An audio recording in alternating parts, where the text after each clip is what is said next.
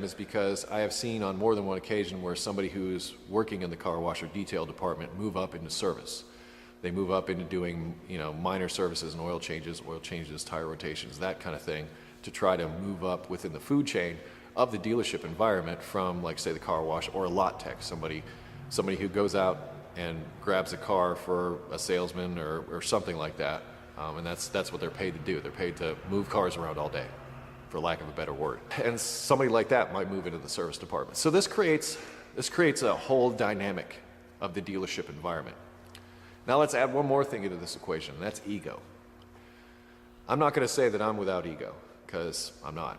But I work very hard at trying to be away from that. And one of the reasons is because my dealership experiences, my experiences as a repair technician throughout, dealership or not, I've almost always run into somebody with a strong personality. And those strong personalities can create conflict for everybody, not just you. It could be they create conflict for management. They, create all kinds of problems. But I have found that in many, many situations that technicians tend to have bigger egos than most. Ow. Now, I'm not necessarily saying that's always a bad thing. But let's face it, some guys take it farther than others. Some guys earn the right to be, king of the hill. And some guys act like they are, but aren't even close. I can't really speak directly to those. I'm just putting that out as far as one of those dynamics that you deal with. So here's the situation. You're working as a technician in a dealership. You've got all these different people and departments coming into play, and you're trying to work them from a political standpoint to get the best work that you possibly can through your base so that you can make a paycheck, so that you can feed your family, buy Go Fast parts for your car, whatever.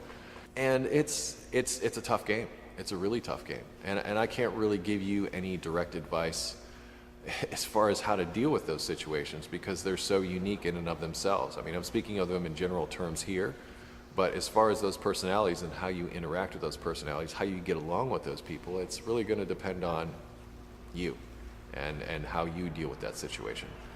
As a new technician coming into a dealership, maybe for the first time, probably the best advice I can give you is watch your back. And I say that, and that might make you a little bit nervous.